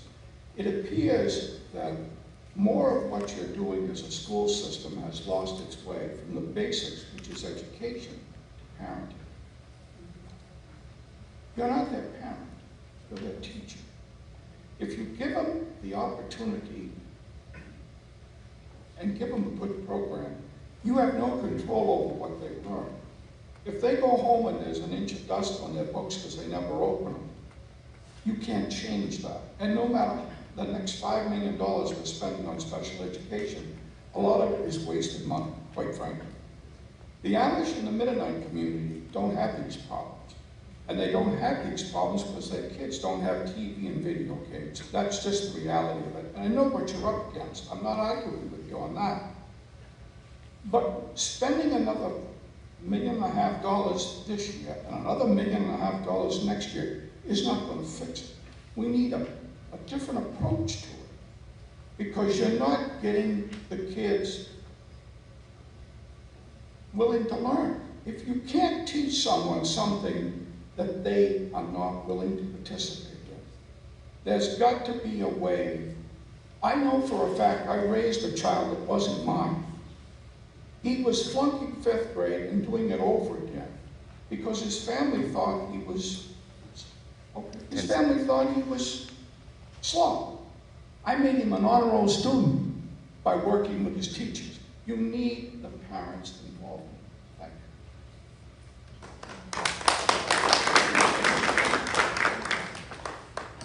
you. Even though that wasn't the question, I think it would be okay if you would like to respond to it. No worries, that's good. Appreciate your comment. Would anyone like to respond to that? I guess we'll just go down the line. Sure. So I agree that it is really good to have parent involvement. I think that when kids feel like their parents are involved, that really enriches their whole experience. I don't think that kids are in special ed because they are sitting home playing video games or don't want to learn. It's pretty hard to qualify for special ed. You have to go through a lot of hoops and tests to demonstrate that you need whatever kind of accommodations. This was something that was addressed at one of the, at least for Molly Ockett, budget meeting before the budget vote. This was addressed to some degree, and it's been addressed a few times at different meetings, that one of the things that our district struggles with is doing a really good job with special ed.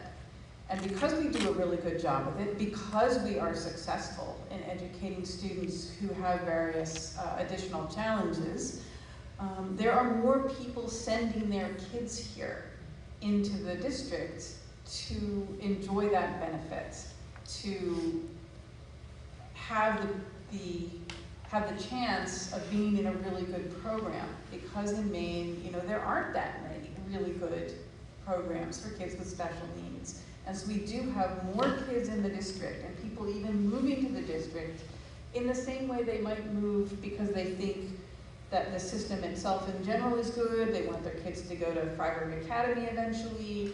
People come here for schools, and they come here for the special ed. And it is a big challenge financially. I think actually this is an area where we need to push a lot harder for state funding, because they are supposed to be supporting us a lot more than they are in handling this. We're not supposed to be shouldering as much of the burden as we are as taxpayers. They have money that we're supposed to receive because we are providing this service to kids. And so we need to make sure that that actually all comes through. Thanks. And then we can help those kids without us all struggling so much. I liked your statement about the child you took in. My brother was the same way. He lived with my mom when he was failing, and then he lived with my dad, and he was an honor roll student. So just because he was involved. So I feel you on that. We do need more parent involvement. That's harder sometimes than it should be. I think it's economic status and things like that in this area that makes it a little more difficult. Now, when it comes to plans for the budget, to decrease the budget, I feel like as a board member, we should be looking at every line item and finding out what is actually needed and what is not actually needed. I would bring the same experience that I brought with other boards with the 20 years in healthcare to looking at budgets. It takes a long time. It takes hours, days, weeks, months to look at a budget and figure out what is actually needed. I do echo what Kim had said about the state needs to come in with more funding. Hopefully, I'm not saying they're exactly grants, but it's something that is in my wheelhouse and has been in my wheelhouse for 20 years. I lobby most of the representatives for my funding for grants and would do that as a board member to figure out how we can get more state funding, because I definitely don't agree with decreasing the need for a student. I'm not going to agree with that. We can find better ways to pay for it instead of making you pay for it, but we shouldn't be decreasing our mental health services at the school. We shouldn't be decreasing our special education if it's needed. We just have to lobby the right people to get it paid for the correct way and not by you all and me.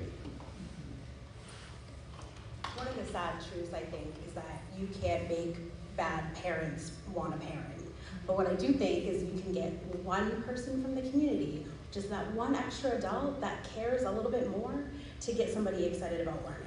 So being on the PTA, like I mentioned earlier, I'm bringing back the watchdogs, and it's gonna be volunteers, male volunteers, coming into the school, coming in to the classrooms, volunteering their times. So hopefully by getting community members involved in the school every day, you know, it'll get some of these kids re-inspired. It's not their own family, and hopefully getting that one extra adult to care just a little bit more for some of these kids that, like you said, maybe aren't dusting off these books and reading them, or, you know, doing that extra schoolwork. Maybe that one extra person that's not their family member, that's outside their, you know, economic status or whatever the case may be, maybe that will re-inspire some of them. So I'm super hopeful to see how that plays out. And then when it comes to, you know, the financial burden of these budgets, it's absolutely ridiculous. Working in, like I said, corporate America for the last 15 years, making something out of nothing when it comes to budgets and money is well in my wheelhouse and a transferable skill that I would bring to the board. And I definitely think there's a lot of opportunities when it comes to, as Jeff has mentioned several times tonight, the budget, and where we can make sensible cuts where we're not really taking away a whole lot from the students, but also getting creative. You know, can we rent out the gym for things? Can we do fun runs? Like, can we bring in money to the school that we're not making the taxpayers pay for? I pay property tax on 2 properties here in Freiburg. You think I'm excited about this budget that just passed? And I have 2 young children in the district. So I fully understand, you know, the challenges we're facing as a community. I echo your sentiments about parent involvement. I think so much pressure is put on these teachers right now that they are the one and only person that is supposed to be educating your kid, and that's really not it. As adults, we should be lifelong learners, and we should be instilling that in our children. I think differently about this. The one area of the budget I actually wish would increase is special education. I have many friends with kids in special education, and while the program is doing well, they are so understaffed, and these kids are, when it should be one-on-one, they're getting 1 teacher per 5 kids.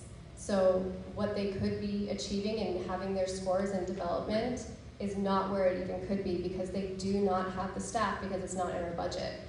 And as far as special education, I know you also spoke at the budget meeting, and the reason why our numbers are higher is we have come so far in diagnosing kids with different learning disabilities, and you can go, I have it up right now, but on the school report, it breaks down every child that is receiving these services and like special learning disabilities, whether it's behavioral, all of these things. We've just come very far, so naturally our numbers are gonna come up because we have the tools now to see what kids need. So I am very much for special education and honestly increasing the budget there where I would want it decreased in other areas.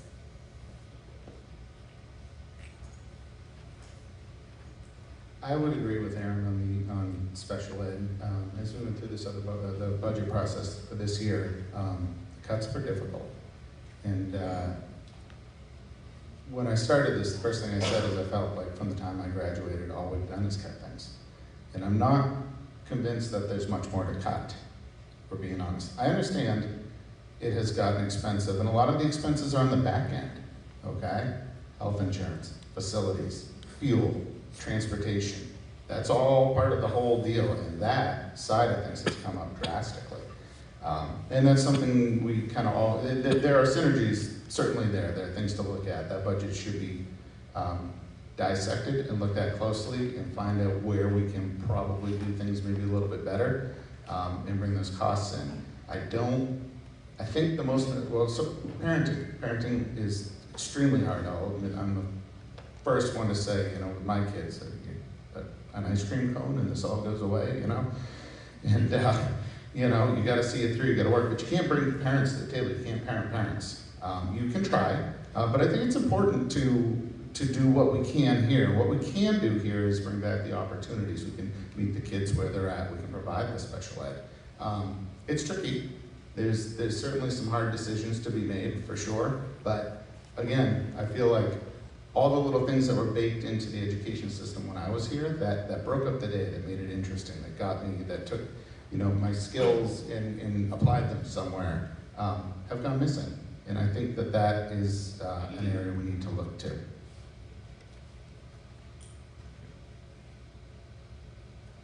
I would honestly just have to agree with everybody else. I think, yes, parent involvement is super important. It's part of the learning process. It can help kids better comprehend what they had learned during that day. As far as the special education funding, I think we could probably do a better job with really actively seeking more state grants from the Maine Department of Education. And the more external funding we have, the maybe better able we could reduce the burden on taxpayers and reallocate some of those line item funds. A couple of funding initiatives that are present currently, we have the Maine Careers Pathway pilot program that provides more technical education, and so maybe that could be a place for some of those industrial arts skills. And then again, under this Teach Maine framework, it's designed specifically to fund teacher mentorship, recruitment, retention, things like that. So some of that could take the burden off of some of our higher item costs.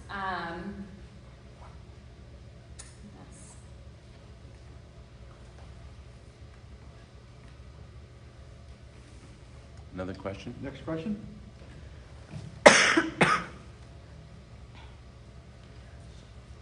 Cindy Lawrence, Freiburg. I'm wondering what all of you, what your opinion is on the fact that the superintendent is now going to be taking over the transportation coordinator's position. I struggle with that personally. I think it's a position that should have been filled. So I would like to hear what your response is, and if you disagree with it, what your plan would be to address that. I was going to ask this question, but Vinny asked it for me at the board meeting, so I couldn't ask it. But yeah, I know Beth had said that he's not taking on all of the responsibility. It's been kind of moved around. But I think sometimes as leaders, which I've spent quite a many years as a leader, we try to think that we can take on everything, and that's a problem. Our superintendent should be focusing on the schools and our test scores and how do we increase those test scores, working with the teachers, and not necessarily worrying about the transportation department. I think that's not what our taxes should be going for. I think that's a position that should have been kept. And obviously with all this stuff that happened last year with the child going missing, there's clearly a need for that position. So I definitely do not agree with him taking that on as a short term maybe, but I would like to, if I was elected as a school board member, I would be asking, the first question I'd be asking is what is your long-term plan for that position? Because him doing it is should not be the long-term plan.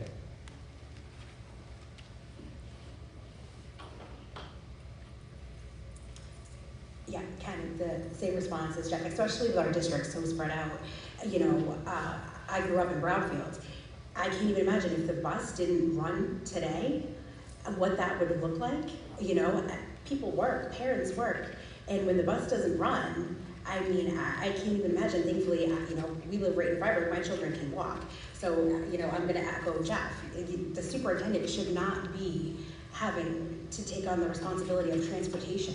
We need to find somebody to fill that position, because like I said, when the district's so spread out, you put people in positions, that they shouldn't have to, we shouldn't have to worry about that.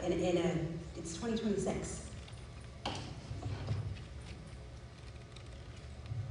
I believe Jay's response when asked was his job is 40 plus hours a week. Let's be honest, he's answering emails on the weekend.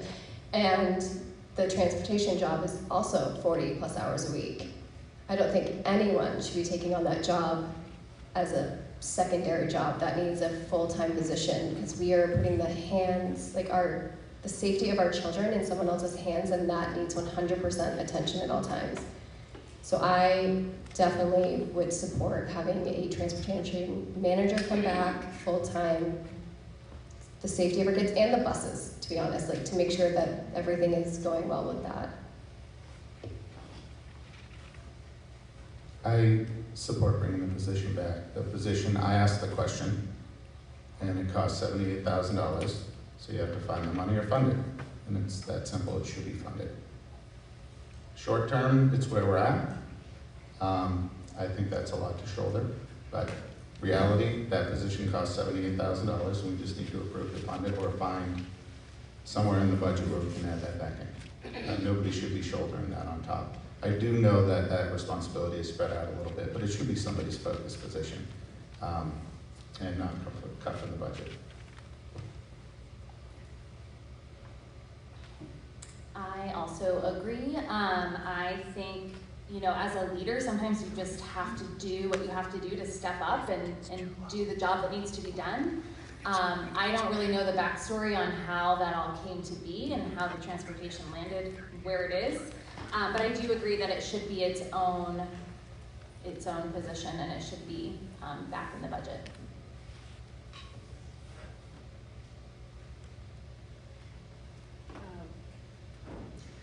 My view is the same. I think this is a short-term measure because when they were working on the budget draft, the focus was on not cutting any teachers and not cutting any other positions that directly serve students like special ed. And the choice came down to cutting this or cutting special ed teachers. And so that's the position that got the axe. I don't think anyone on the board thought it was a great alternative, but that's, as Chris said, that's where we were. I do think that that's, you know, echoing many needs. Like, we need more money in the budget because we have cut a lot. There's not a whole lot left to cut, and certainly transportation manager should be its own position. This is a big spread out district, and it needs someone who's thinking about it full time. We have, time for one more question, and then we'll do closing remarks. Try to end by around 8:30 if we can. Trish Brunel, Denmark. I'm kind of curious, you've all spoken about how parents need to be more involved, which we definitely need. But on the other hand, several of you agreed to keep certain information of minors away from the parents. So I need to know, which is it? Do you support the parents being involved, or do you support hiding information of their minor child from them? Curious.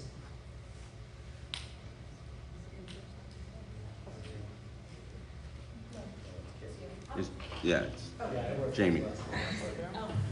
Yeah, so circling back to that policy that Molly has, I would be irate if I found out that information about my minor child, either one of them, was kept from me. So I do not support that policy. I agree with that sentiment. I obviously very much strongly believe in parent involvement, and how is a parent supposed to parent if they're not getting the full information when we are leaving our children with you all day long and trusting you with our children. We have some amazing teachers in the school district that I feel like also would not want to leave out information from us. Yeah, I definitely don't want that. That is currently the policy in place. Every policy should be looked at and reviewed, for sure. We're talking about a teacher, not a doctor. That did come up, okay? And we're not specific about what information has been shared or not shared. I think it's a really tricky spot for a teacher to be in, to now get between the child and the parent. There's not an easy answer to that, and that should take some wholehearted review and look at. You know, what is the role of the teacher? What is the role of the parent? What is the role of a doctor? It's a tricky one, okay? Currently we have that policy and you have to support the policy, but can that be looked at again? For sure.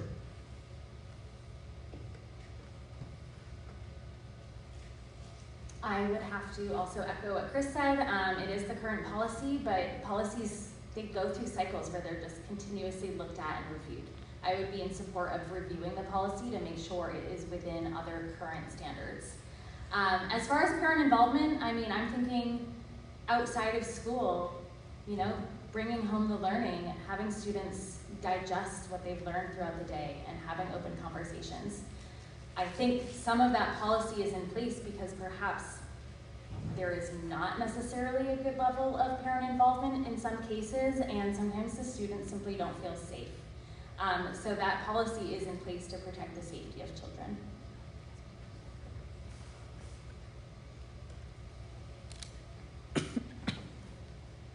Yes, to echo what Tara has said, that policy was implemented, you know, to protect children, and I think that it is not a blanket policy such that if the question comes up and there's some level of concern, you know, that it's just an automatic one way or the other. I mean, that's something that the teacher and probably the guidance counselors or social workers would talk about. But I know that when decisions like that are made to not share some kind of information, it is because there is thought to be some risk to the child. And while, you know, hopefully that doesn't happen here. But there needs to be a policy in place in case it does. That sometimes there is a child who is not safe at home, who teachers have some fear would suffer a negative consequence for changing their name or questioning something about their own identity. And I think no matter what else, kids have to be safe as they figure things out. And that's the school's priority, to keep them safe.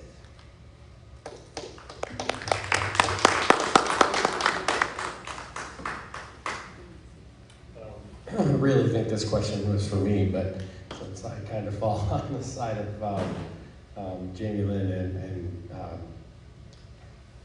and Aaron.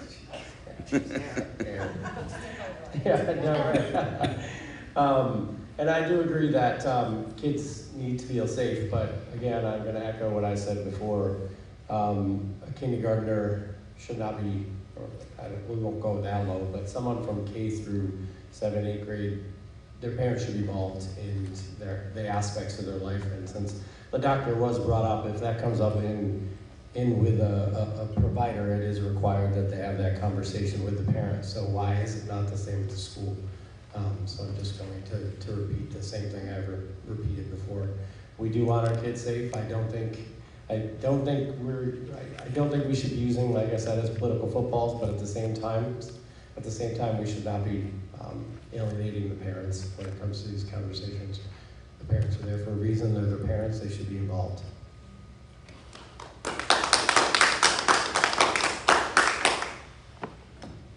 Okay, thank you very much. Thanks to all the candidates, of course, and thanks for everybody coming out. I think this has been a very civil and wonderful conversation covering a lot of topics. We're going to give each candidate 1 minute.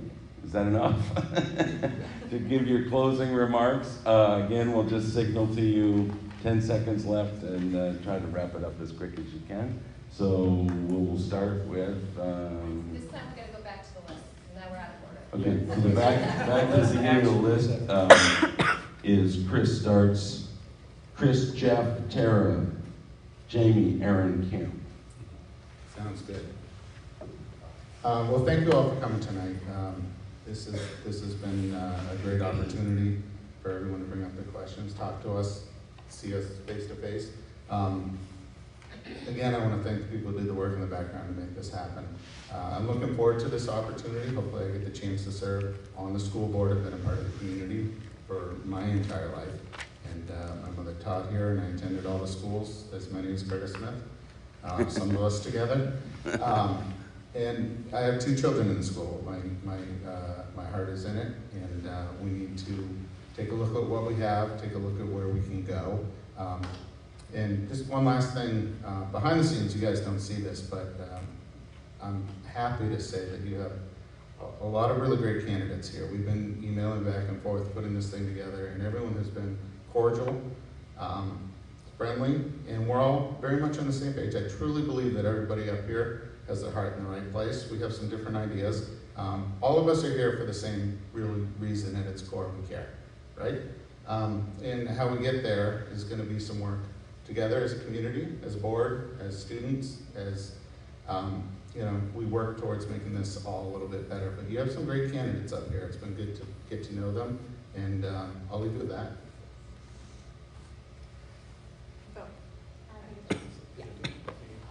Jeff is next. Jeff's next. I remembered that part. I also want to echo what Chris says. When I was setting this up like a couple months ago, I never expected it to turn into this, which I'm extremely happy about. The overall goal was to get everybody in one room so we could have a conversation. We have 6 candidates. What I've heard, that's never happened before. So how do you make an informed decision without hearing from us all? And I'll be a little selfish here. Most of you know my name, but you don't know me as a person or my face, so I kind of wanted to come here to show who I was. So in fairness, I did want to do that. I am here for the 60 to 80 kids that I see in PK every single day. I'm with Mr. Jeff. We had pizza today, and that's one of the big focuses or main reasons that I decided to jump and throw my hat into the school board, because I see them every day, and I see where they're struggling, and I see where we can make changes, and I think the board has a great opportunity with whoever gets elected to start seeing some change in the board. But again, I wanted to thank everyone for coming, and thanks all the candidates. You guys have been absolutely amazing. I'm sorry for the 8,000 emails we've been getting from me and Greg, but thank you all again. Thank you. Tara. We'll give everybody a big round of applause at the end. Yes, I would have to echo what Chris and Jeff have said about, we are all here because we care about the students. I also really care about the teachers. I really want to make sure that we're putting our frontline educators first, because they're responsible for the children, while we're at work and whatnot. I took my time with this because I chose to sit down with our district's leadership, different constituents, our director of school nutrition, our union representatives, and other experts across the state to really get a good picture of some of the operational realities that we're facing as a district. Because of that, my name is not on the ballot. To vote for me, you have to write in Tara Witten on the blank line for school board member and then fill in the corresponding oval. Under Maine law, voter intent is what really matters. So if you spell my name wrong, totally fine. Your intent is what counts. I'm really happy to answer any additional questions outside of this forum before next Tuesday, voting day. And I would be deeply honored to earn your vote and work for the children in the district. Thank you. Yeah, before you go on, I want to echo that Tara is right. Any write-in candidates, if you misspell names, but we can see, the counters can see who you intended to write for, your vote will be counted. So it's a good idea to find out how to spell their name, but if you don't get it exactly right, you won't lose your vote.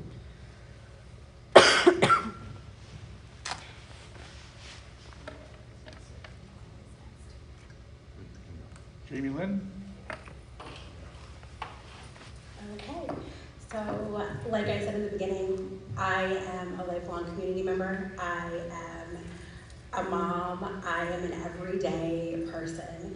I really, really am passionate about bringing back the Freiburg that I remember. I have 2 small children. They are 7 and 12. I'm on the PTA, and that's kind of where my passion has lied for the past 5 years. And I also, like Tara, am not on the ballot. I'm also a write-in candidate. I did make business cards. They're sitting over on the chairs next to both of their information as well. My email address is on there if you want to reach out to me directly and have a private conversation. Next year, so thank you.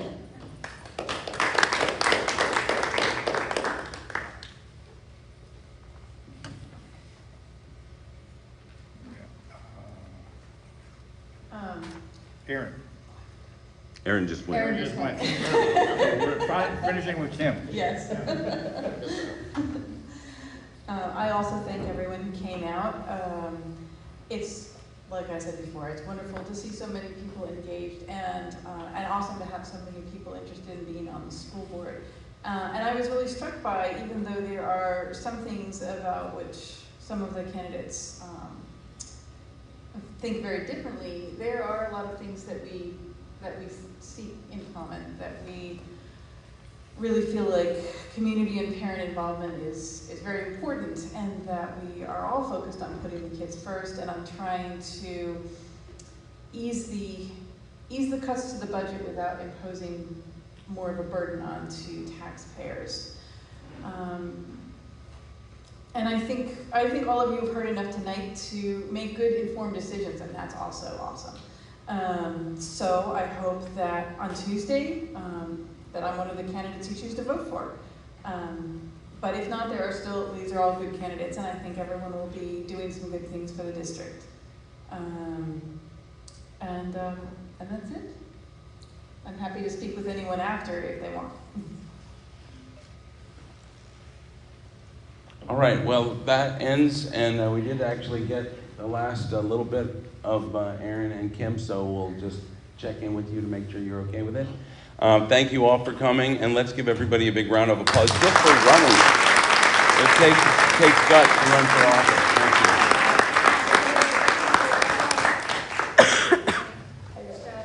you. Yes. Oh my gosh.